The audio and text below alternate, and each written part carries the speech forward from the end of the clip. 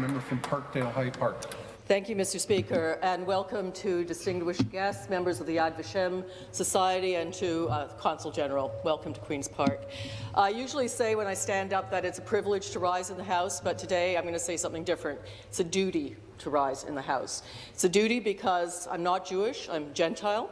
It's a duty because I'm a Christian minister. It's a duty because I'm an elected member of a Canadian government, and it's a duty to say, among other things, mea culpa, mea maxima culpa, my sin, my most grievous sin, to quote a Christian Latin phrase, because there's lots to be sorry for. First of all, our history in Canada. Right now, there are 8 times more hate crimes against Jews than any other group. That's right now, according to Stats Canada. My father regaled me with stories about anti-Semitism as I was growing up, and one of them was during his lifetime, which was on the beach, on the boardwalk, a sign that said, "No Jews, no dogs." In my own riding of Sunnyside, just by the lake, there's Sunnyside Pool, which everyone knows in my community, had signs up where Jews were only allowed to swim at certain hours during the day. We've had prime ministers, we've had premiers, we've had elected members from all parties who've uttered anti-Semitic remarks in the House over the history of our country. This was not a fringe aspect of Canadian society. This has been a part of Canadian society, and it's one we have to acknowledge. And certainly we see it now. We see it in this last year with bomb threats at the JCC, not too far from here, with swastikas painted on people's doors, and certainly with a barrage of online hatred. As a Christian minister, of course, I have a lot to apologize for, too. Certainly in the history of the Church during Nazi times, very, very few Christians actually stood up to Hitler. Most churches had swastika flags and had Nazis worshiping in their communities. There was a small minority of Christians who stood up, who were the righteous among nations. People like Dietrich Bonhoeffer, who was executed, the confessing church, very small minority, and he said something very profound. He said, the most important thing a Christian can say in these days, this was back in the 40s, in these days is that Jesus was a Jew, and for that he was killed himself.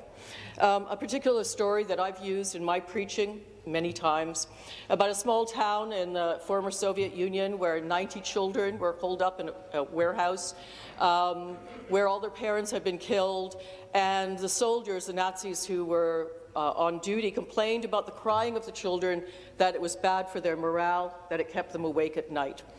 And the chaplains said something. Yes, they did. They objected. They didn't object to their parents being killed, but they objected to that. And then, when that objection was overruled, they just went on with their jobs. Again, mea culpa, mea maxima culpa. I have had the privilege, and it is a privilege, to go to Yad Vashem in Jerusalem, to walk through all the rooms there, and there are many, the Hall of Names, the Hall of Remembrance, the Garden of the Righteous among the Nations, all of them profound, all of them moving, but the most moving is the Children's Memorial. And when you stand in that room with 5 candles lit, magnified by a number of mirrors around that house, and you hear the names of 1.5 million children who were murdered during the Holocaust continuously, it gives you just the beginning of a sense of the horror that was the Holocaust and that we remember today. Certainly, I think that that is something everyone should do, and I would invite everyone to do that. Go to Yad Vashem in Jerusalem. But you know, it's not enough to apologize. It's really something we have to continue to make sure never happens again, as my friend from Thornhill says. And that is to put real life to those words, never again, to put real meaning behind them, to make sure that in this day, at this time, wherever we are in all of our writings, that we are a testament to what happened, to those who lost their lives, and a commitment to breathe life into the words, never again, and to put everything we have into that sentiment.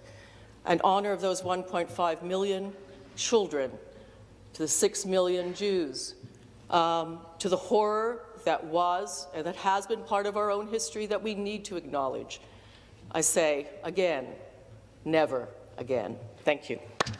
Thank you.